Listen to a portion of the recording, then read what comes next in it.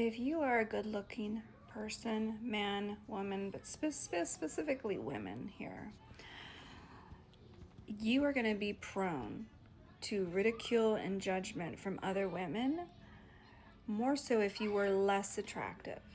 It's just something women deal with. Women are naturally competitive. We're naturally very aggressive in many ways when it comes to our energies, when it comes to attention, when it comes to getting the male attention, when it comes to dominating. The power and fierceness of women is very underestimated, and I talk about the divine masculine and divine feminine regularly. And this is just something that is an aspect that attractive women deal with. You will be immediately judged. You will be judged more so than if you were less attractive. People would just assume you're arrogant, assume things left and right. And that is something that a lot of people don't talk about, because obviously you don't want to be looked at as arrogant. But it is the truth, and I'm going to be the one that says it. It is true that attractive people deal with their own issues with being attractive. It's not all that it's cracked up to be. It's not something that you should envy. Attractive people, there's been instances where a person would not get a job because they're attractive.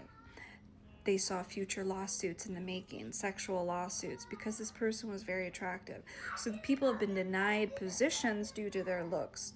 People have been immediately judged and not chosen for certain roles because they were viewed as arrogant without even actually getting to know this person. The judgment is a real thing. Now, the best advice I have for very attractive people is you need to really open up your personality that much more. And it's exhausting sometimes, but you really need to use your voice more than you otherwise would want to, especially for quiet, empathetic, reserved, attractive people that don't typically talk that much. Those are the ones that are judged even much more harshly than the talkative, attractive people. The talkative, attractive people have charisma. They have that, their voice can really quickly dominate not just their looks, but it'll dominate the energies in the room. And that's the power of speech. That's the power of voice. That's the power of communication, which is another great thing that I'm not going to go into in this video. But for the quiet, attractive people, they're the ones that really have to bust their ass to not be judged, and they have to use their words in order to do that. And it can be exhausting for people that truly don't want to talk that much. They're reserved, they're observant. They usually like to read people. They like to read the room. They like to observe things. They don't just want to be the center of attention because they get that enough with their looks.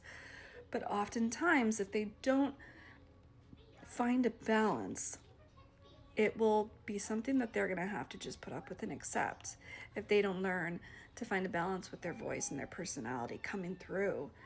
When you're meeting somebody, when you're in a first time situation, truly you are judged by the outside.